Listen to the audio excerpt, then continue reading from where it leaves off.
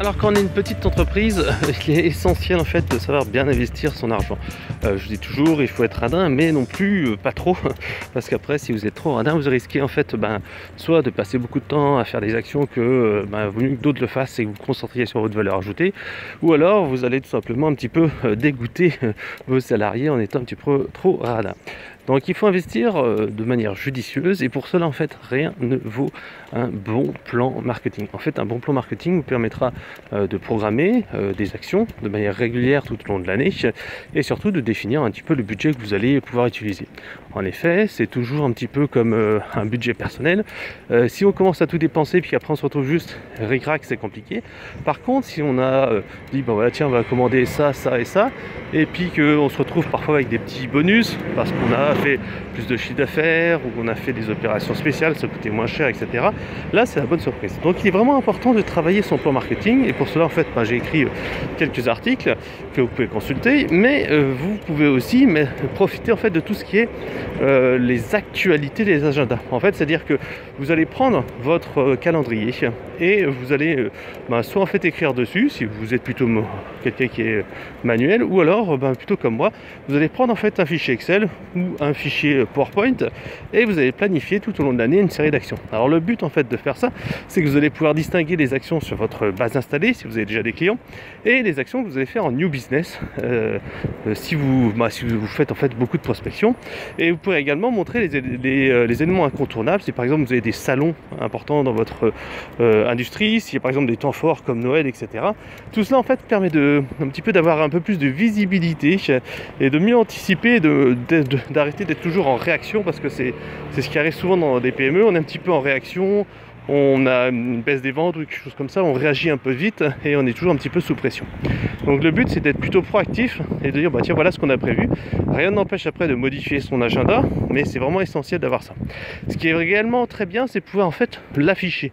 Alors souvent en fait ce qui est bien à faire, c'est soit en fait de pouvoir l'imprimer en format A3 sur un mur et tout simplement ça permet d'avoir comme ça visuellement une idée de ce qu'on va faire. Ça permet de partager également avec les autres personnes de l'équipe ou partager éventuellement avec des commerciaux. Alors là vous n'hésitez pas bien sûr à exploiter toutes les dates de l'année comme par exemple bien sûr les soldes, l'été, les fêtes des pères, fêtes des mères, etc. qui peuvent vous servir en fait de prétexte. Après vous avez bien sûr d'autres thématiques comme des sorties de produits, des choses comme ça qui peuvent vous servir aussi à vous pour booster votre business. Et par exemple s'il y a un événement ou des choses comme ça, vous devez être capable de l'exploiter à 100%. Moi je dis toujours c'est bien d'aller à un salon, mais si vous allez juste sur un salon et que vous venez le jour J avec vos 3 goodies et votre PC pour faire 2-3 démos, ça sera un résultat qui risque d'être un peu décevant. Quand vous allez sur un salon, il faut savoir que vous devez y aller à fond. C'est-à-dire que vous devez prévoir du temps avant, après, pour faire sa promotion, pour l'exploiter à 100%. Par exemple, vous voulez dire, ok, moi je suis sur un salon, mais est-ce que avant je ne peux pas faire quelque chose pour faire venir des gens? Alors, est-ce que, par exemple, je ne peux pas participer à des conférences, demander à l'organisateur si je peux avoir de la visibilité, par exemple, sur son site internet? Est-ce que je ne peux pas, par exemple, faire des interviews s'il a un blog ou un truc comme ça, je peux te lister dedans? Est-ce qu'on ne peut pas travailler ensemble pour, par exemple, louer des fichiers, etc., etc. Donc, il faut vraiment se dire qu'est-ce que je vais mettre en place là-dessus. Après je peux par exemple aussi aller regarder si il n'y aurait pas dans les personnes qui vont participer au salon d'autres sociétés qui sont non concurrentes de la mienne, avec qui en fait je peux mettre un partenariat. Moi j'ai déjà fait plusieurs fois et on s'était fait en fait un échange de visibilité comme ça avec des flyers qui étaient hébergés sur nos différents stands et on avait fait ensemble un jeu concours pour essayer en fait de multiplier des contacts qu'on allait faire. Et grâce à ça, ça a été véritablement un gros succès parce que les gens me disaient ouais, on vous a vu partout, vous étiez présents là, là et là. Et en plus, tout simplement, on a réussi à mutualiser toutes les bases de données. Donc ça, c'était vraiment quelque chose qui est un succès. Donc là, je vous donne quelques clés. Mais c'est important de se dire, ok, qu'est-ce que je vais faire pour que ce salon soit un succès? Et ça ne se fait pas que le jour du salon. Ça se fait bien avant. Bien sûr, le jour du salon, il y a tous les classiques, faire un jeu concours pour attirer des prospects, des choses comme ça, travailler son stand, sa démo, et après travailler la relance derrière. Tout ça, c'est essentiel à faire. Voilà.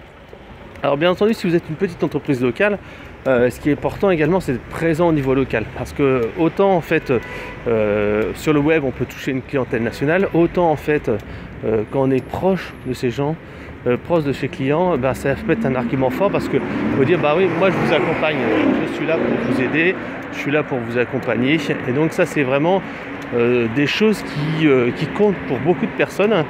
Et moi j'ai déjà vu souvent quand on se déplace et qu'on va voir les gens, souvent on remporte une affaire parce qu'on sait qui c'est. Si on a un problème, on préfère avoir la personne à côté, etc. Donc ça c'est important de se dire comment vous allez pouvoir ici être beaucoup plus visible, et n'hésitez pas à mettre en avant sur votre site internet ces spécificités. Vous êtes le spécialiste lyonnais, marseillais, etc.